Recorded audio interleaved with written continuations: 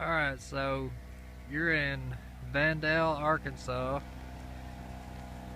or Cross County, and this is the second winter storm we've had this year, and it's a little bit worse. It's just destroying the trees, and I'm gonna show you what it did to my car.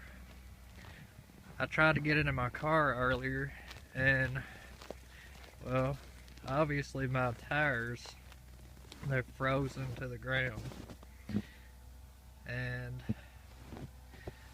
my door handles actually, they work, but there's like a half an inch thick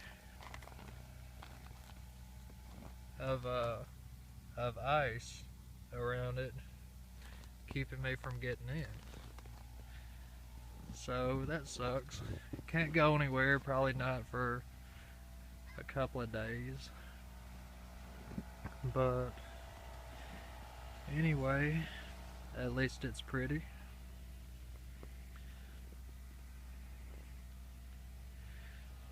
Our power is out right now, and we actually have a small